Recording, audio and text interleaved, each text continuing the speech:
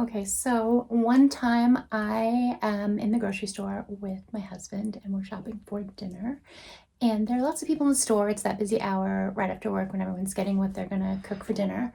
And we were standing at the fish counter looking at all the different types of fish. I think we were deciding to cook salmon or something that night.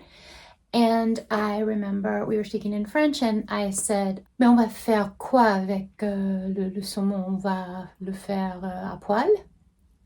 And my husband just gave me a look like, and there were two ladies standing next to us and they were together and they just started cracking up and they looked at my husband and everybody was laughing and then somebody else started laughing across the fish counter and I was just standing there on the outside thinking, oh, golly jeepers, what did I do? After all, I do speak French and I know that une poêle is a sauté pan, it's a skillet, right? So I said we're going to do it à poêle.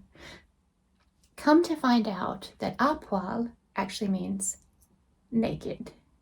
So I actually literally asked my husband, what are we going to do with the salmon? Cook it naked? And so you can see why everyone thought that was funny, and that the expression that I really wanted, but I didn't know, is à la poêle, which means in the skillet. Est-ce qu'on va le cuisiner à la poêle?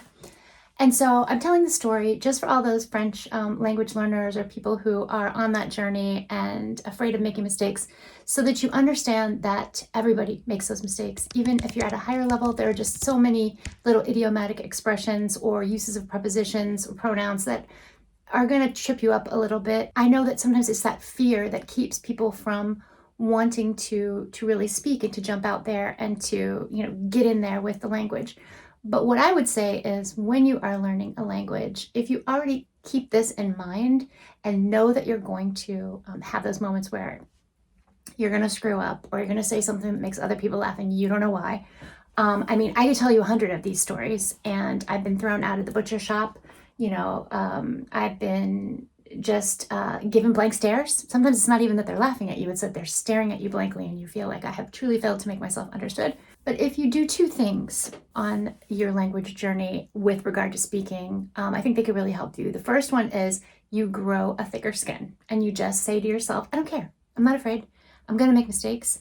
Someone's going to correct me. When they correct me, I can guarantee you I will never make that mistake with à la poêle ever again. It's burned into my mind. Making a mistake is an opportunity to really learn and to retain what you learn. Also, just get a sense of humor. If other people are laughing, instead of being like, even for myself, I can remember several times where everyone else was laughing and I didn't think it was funny. Like, I'm really trying here, maybe I had a bad day and I'm like, give me a break. But the fact is, it is funny. If it happened, if somebody did it in English, you would think it's funny too.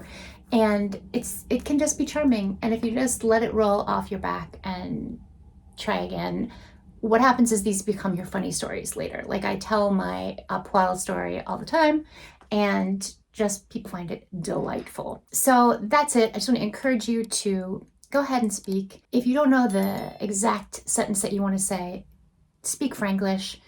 Just fill in with English words and people will get you, just like you would get someone who's trying to speak to you in English who doesn't speak English very well.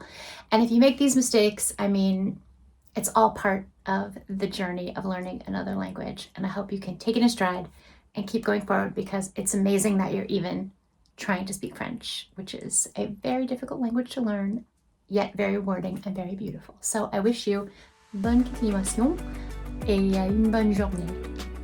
À bientôt.